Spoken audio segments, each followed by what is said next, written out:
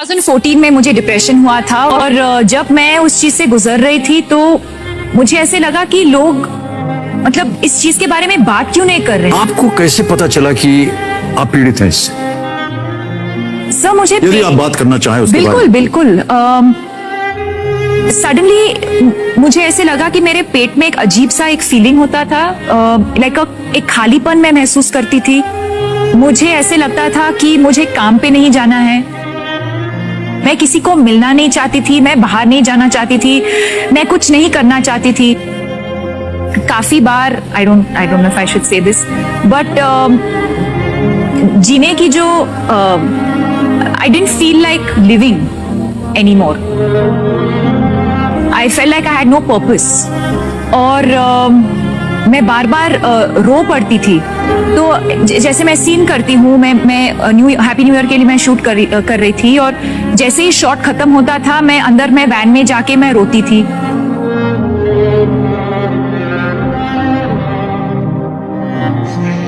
और मुझे खुद पता नहीं था कि मैं क्यों रो रही हूँ या मैं ऐसे फील क्यों कर रही हूँ।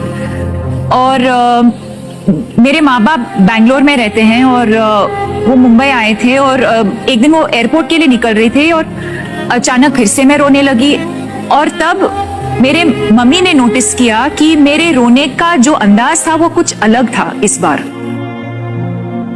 It was not the usual crying कि कुछ ब्रेकअप हुआ है या किसी के साथ लड़ाई हुआ है या किसी ने कुछ कहा।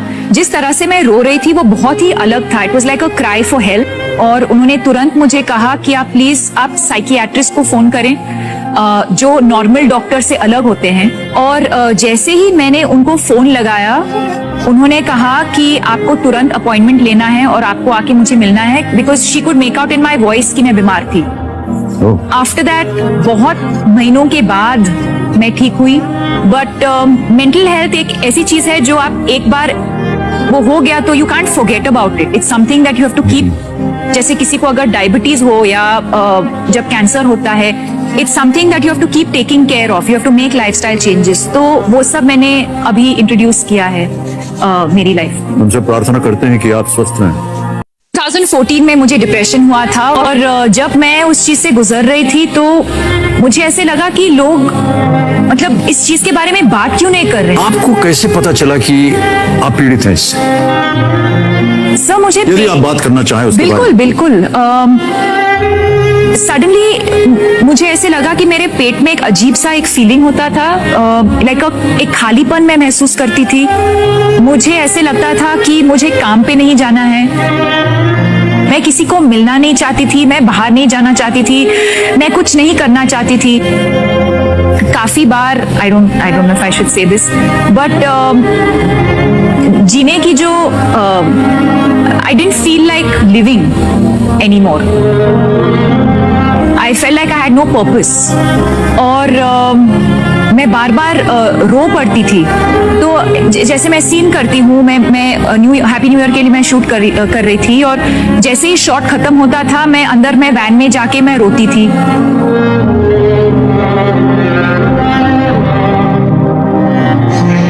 और मुझे खुद पता नहीं था कि मैं क्यों रो रही हूँ या मैं ऐसे फील क्यों कर रही हूँ।